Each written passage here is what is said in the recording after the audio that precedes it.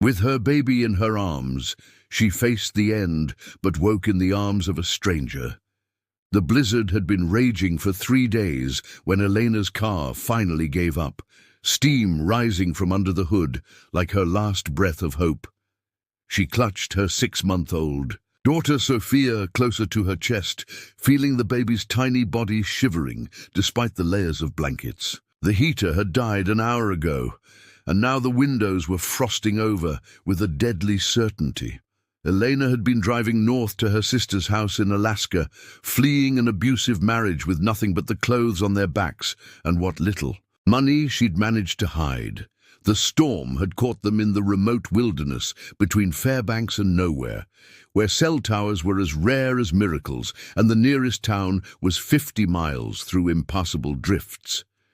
"Shh, mi amor," she whispered to Sophia in Spanish, her breath visible in the rapidly cooling car. "Mama's here, we're going to be okay." But even as she said the words, Elena felt the cold seeping through the metal shell around them like hungry fingers. She tried the engine one more time. Nothing.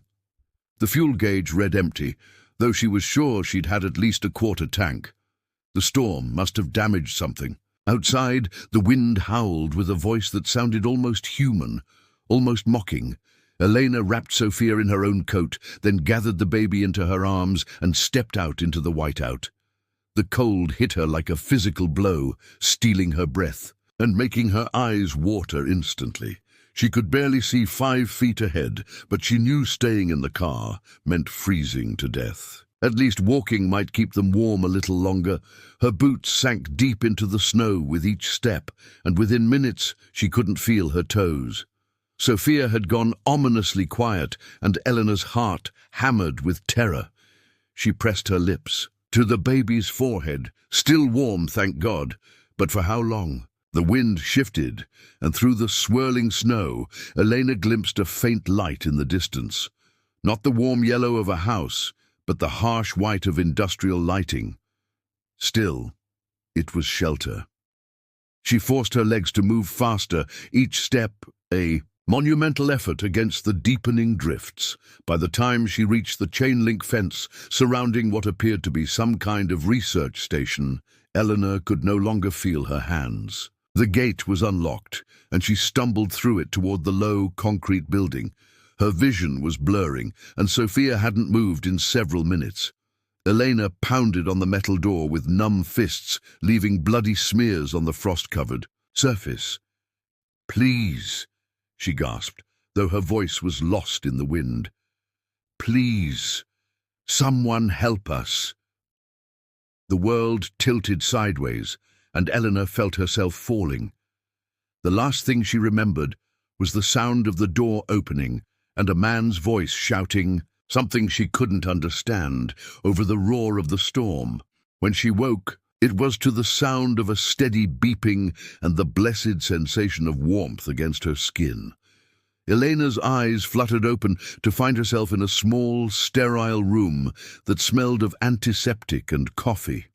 Medical equipment beeped softly nearby, and warm air flowed from vents in the ceiling. For a moment, panic seized her. Where was Sophia? "Your daughter is fine." The voice was deep, calm, and tinged with what sounded like a slight accent. Elena turned her head to see a man sitting in a chair beside her bed. He was tall and lean, with dark hair that looked like he'd been running his hands through it, and tired eyes behind wire-rimmed glasses. "She's sleeping in the next room. Full vitals check came back normal, just mild hypothermia. You got her here in time." "Who are you?" Eleanor's voice came out as a croak. Her throat felt raw, and her hands were bandaged. "Dr. James Morrison. I run the Arctic Climate Research Station here." He leaned forward slightly, studying her face with professional concern. "You've been unconscious for 8 hours. Severe hypothermia, frostbite on your fingers and toes, but you'll recover fully." Eleanor tried to sit up, but dizziness overwhelmed her. "I need to see Sophia. I need to—" "Hey, easy!" James stood and gently pressed her back against the pillows. "I'll bring her in a minute, but first I need to ask, what were you doing out there?" The nearest road is 20 miles away, and there's nothing but wilderness between here and civilization." Elena's mind raced. Could she trust this stranger? But what choice did she have? "My car broke down. We were traveling." James's expression suggested he knew there was more to the story, but he didn't press. Instead, he moved to a small incubator-like device against the wall. When he turned back, he was holding Sophia, who was awake and looking around with bright, curious eyes. "Sophia," Elena breathed, and James carefully placed the baby in her arms. Elena buried her face in her daughter's soft hair, tears of relief streaming down her cheeks. "The storm's supposed to last another 2 days," James said quietly. "And even when it clears, we won't be able to get a helicopter in for at least a week. The research station is completely cut off during weather like this." Elena looked up at him, searching his face for any sign of threat or ulterior motive, but all she saw was kindness and a bone-deep exhaustion that spoke of someone who'd been alone too long. "I don't have anywhere else to go anyway," she admitted. Something shifted in James's expression, surprise maybe, or recognition. "Running from something?" Elena hesitated, then nodded. "Well," James said, settling back into his chair, "this is probably the most isolated place in North America. If you're looking to disappear for a while, you couldn't have found a better hiding spot." For the first time in months, Elena felt safe enough to truly breathe. Sophia cooed softly in her arms, and outside the storm continued to rage. But here, in this small room, with this quiet stranger who'd saved their lives, Elena began to believe that maybe they would survive after all. "Thank you," she whispered. James smiled, the first real smile she'd seen from him. "Thank you for giving me someone to save." Over the next 3 days, as the storm continued to batter the research station, Eleanor discovered that James Morrison was a man haunted by his own ghosts. He'd been stationed here for 2 years, studying climate change patterns in the Arctic, but she sensed it was more escape than career choice. The station was small but efficiently designed, with living quarters, a laboratory, a communications room, and a well-stocked medical bay. James had converted one of the storage rooms into a nursery for Sophia, complete with a makeshift crib and supplies he'd somehow procured from the station's emergency stores. "Were you expecting a baby?" Eleanor asked one morning as she watched him expertly prepare a bottle of formula. James paused, his hands stilling. I was supposed to have a family once.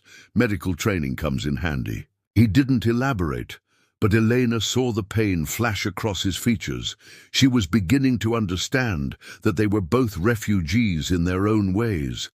Elena found herself drawn to the station's small kitchen, where she insisted on cooking despite James's protests that she should rest.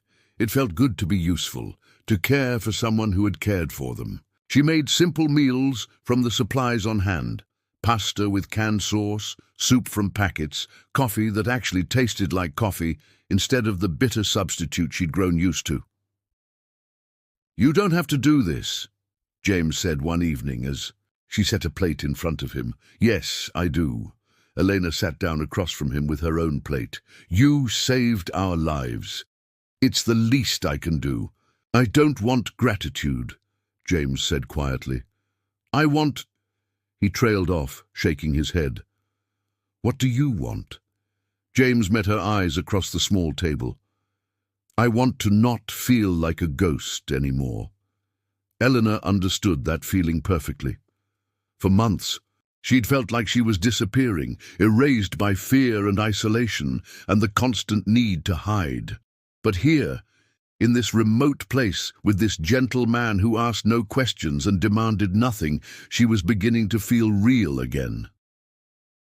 That night, as another blizzard hammered the station's reinforced windows, Elena couldn't sleep. She found James in the laboratory, staring at weather data on multiple screens. "Storm's getting worse," he said without turning around. "How much worse?" "Bad enough that we might lose power. I've got backup generators, but—" He rubbed his eyes. behind his glasses. "This is beyond anything I've seen in 2 years here." Elena moved to stand beside him, close enough that she could feel the warmth radiating from his body. "Are we in danger?" "Not if the generators hold." James turned to look at her, and Elena was startled by how young he looked without his glasses, how vulnerable. "Elena, if something happens to me, nothing's going to happen to you. But if it does, there's a satellite phone in the communications room. Emergency frequency is already programmed, and there's enough food and medical supplies for 6 months." Elena reached out and touched his arm. "James, nothing is going to happen." He looked down at her hand on his arm, then back up at her face. "You don't know that." "No, I don't. But I know that you're the strongest person I've ever met, and I trust you to keep us safe." Something broke open in James's expression then, and suddenly Eleanor found herself in his arms, his face buried in her hair as his shoulders shook with 2 years of suppressed emotion. "I'm so tired of being alone," he whispered. Elena held him tighter. "You're not alone anymore." The power went out at 3 a.m., plunging the station into absolute darkness. Elena woke to the sound of alarms and James's voice over the intercom system, calm but urgent. "Elena, stay in your room with Sophia. I'm switching to backup power." But the backup generators didn't kick in. Elena could hear James moving through the station in the darkness, checking systems, and she knew from his earlier explanations that without heat, they had maybe 6 hours before the cold became deadly. Elena bundled Sophia in every blanket she could find and made her way to the laboratory by feel, following the wall. She found James there with a flashlight, frantically working on something she couldn't see. "The backup system is frozen," he said without looking up. "Ice built up in the exhaust vent. I need to get outside and clear it." "In this storm, James, you'll die out there. If I don't, we'll all die in here." James's voice was matter-of-fact, but Elena could hear the fear underneath. "Then we go together." "No, absolutely not. You have Sophia to think about." Elena set Sophia's carrier down carefully and moved to stand directly in front of James. "And I'm thinking about her. I'm thinking that she needs both of us to survive this. I'm thinking that I'm not going to sit in here and wait to freeze to death while you go out there alone." James stared at her in the dim flashlight beam. "Elena, I grew up in Minnesota winters, James. I know cold, and I know that 2 people have a better chance than one." For a long moment they faced each other in the darkness, the wind howling around the station like a living thing. Then James nodded curtly. "5 minutes," he said. "We go out, clear the vent, get back inside. Stay connected to me at all times." They bundled up in every piece of cold weather gear the station had, connected by a climbing rope around their waists. Before they opened the outer door, James pulled Eleanor close. "If something happens to me out there," he said, his breath warm, against her ear, "get back inside and barricade the door. There are emergency heat packs in the medical bay. Use them sparingly." "Nothing's going to happen," Elena said firmly. "We're going to fix this, and we're going to survive." The outer door opened, and the storm tried to kill them immediately. The wind was so strong it knocked Elena sideways, and the cold was like breathing knives. They could barely see each other, despite being connected by only 6 feet of rope. But they made it to the generator housing, and together they cleared the ice from the exhaust vent with tools James had brought. Elena's hands went numb within minutes, but she forced them to keep working. Sophia needed them. James needed them. When the generators finally roared to life and the lights flickered back on, Elena and James collapsed against each other in the snow, laughing with relief and hysteria and the pure joy of being alive. Back inside, as they stripped off their frozen gear and feeling returned to their extremities in painful waves, James caught Elena's face in his hands. "Thank you," he said simply. Thank you for letting me help." He kissed her then, softly at first, then with the desperate intensity of two people who had just faced death together and won. When they broke apart, Elena felt something fundamental shift inside her chest. "Elena," James whispered against her forehead. I know," she whispered back. "I feel it too." The blizzard finally broke on the 7th day, leaving behind a world transformed. The research station was buried under 10 feet of snow, and the landscape stretched away in pristine, glittering white under a sky so blue it hurt to look at. Elena stood at the main window, Sophia in her arms, watching James dig out the communications equipment. The satellite phone had been damaged in the storm, but he was confident he could repair it. Soon, they would be able to contact the outside world. Soon, Elena would have to decide what came next. "The helicopter can probably get through by tomorrow," James said, coming up behind her. His reflection appeared in the window next to hers, and Elena saw how they looked together, like a family. "Good," she said, though her heart wasn't in it. James was quiet for a moment. "Elena, what will you do? Where will you go?" Elena had been dreading this question. "I don't know. Somewhere he can't find us, maybe Canada. I have some money saved, enough for a fresh start." "And if I asked you to stay?" Elena turned to face him, searching his eyes. "What are you asking, James?" "I'm asking if you could build a life here, with me. I know it's not much. It's isolated. It's cold. It's not exactly civilization, but I could transfer to a station closer to town, or we could leave together, start over somewhere else. I have savings, and my research skills are portable." Elena felt tears spring to her eyes. "James, you barely know me. I know that you're brave enough to drive through a blizzard to protect your daughter. I know that you risked your life to help me save ours. I know that in 1 week you've made me feel more alive than I have in 2 years. James stepped closer, his hands gentle on her shoulders. "I know that I'm in love with you." The words hung between them, simple and profound. Sophia babbled happily in Elena's arms, reaching for James's face with tiny fingers. "I'm in love with you too," Elena whispered, "but I'm scared. My judgment hasn't exactly been stellar when it comes to men." "Then don't trust your judgment," James said, smiling. "Trust this." He gestured around them, the warm station, the life they'd built together in just 1 week, the easy way he held Sophia when Elena passed her to him. Elena looked at her daughter, who was giggling as James made silly faces at her. She thought about the fear that had driven her into the storm and the safety she'd found in this most unlikely place. "Okay," she said finally. "Let's try." James's smile was brighter than the sun on snow. Okay, but somewhere warmer next time. I've had enough of winter to last a lifetime." James laughed and pulled them both into his arms. "Deal. But Elena?" "Yes? Thank you for not giving up. Thank you for fighting through the storm." Elena kissed him softly, tasting hope and future and the promise of warmth. Outside, the Arctic wind whispered around the station, but inside, spring had finally come.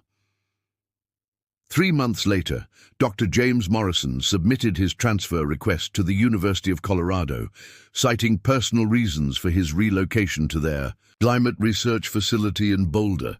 His application included a request for family housing. The request was approved.